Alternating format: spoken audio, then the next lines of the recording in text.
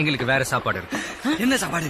என் தங்கச்சி ஆசையா சமைச்சு கொண்டு வந்ததை என்ன பண்றது? தங்கச்சி சமைச்சா உன் தங்கச்சி சமைச்ச சாப்பாட சாப்பிட்டா உசிரே போயிடும். தயவு செய்து சொல்றேன்டா, எங்களை விட்டுடா ப்ளீஸ்டா. டேய் போடா போடா போடா. விட மாட்டியா போல இருக்கு. எல்லாம் நல்லா சாப்பிடுங்க. போதும் போதும். உன்னை கட்டி கொடுக்கறதுக்காக எதையெல்லாம் திக்க வேண்டி இருக்கு.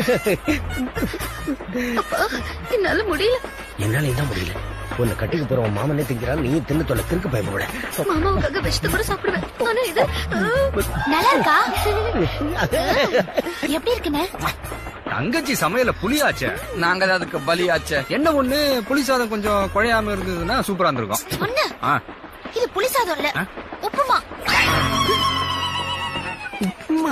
ரொம்ப தப்புமா. உப்பு மாவுல புளிய போறது ரொம்ப தப்பு. அதை விட சூப்பரா இருக்குல்ல. பாக்குறதுக்கு சொரா புட்டு மாதிரியே இருக்கு. எப்படி புளிகிறான் பாரு. தங்கச்சி நீ சாப்பிடல? எவ்வளவு டேஸ்டா சமைச்சாலும் நானே சமைச்சதுனால என்னவோ எனக்கு பிடிக்க மாட்டேங்குது. அதனால அண்ணன் போன ஸ்டேஷன்லயே பிரியாணி வாங்கி கொடுத்துச்சு. இந்த நிகழ்ச்சி எப்படா நடந்துச்சு? கேப்ல. மா நீ ஏன் டல்லா இருக்கிற? இல்லண்ணா, நான் கல்யாணம் பண்ணி போயிட்டா உங்க எல்லாத்துக்கும் இவ்ளோ டேஸ்டா யார் சமைச்சு போடுவாங்க? அந்த ஒரு நம்பிக்கையில தான்டா நான் வாழ்ந்துகிட்டு இருக்கேன். அது உனக்கு பொறுக்கல?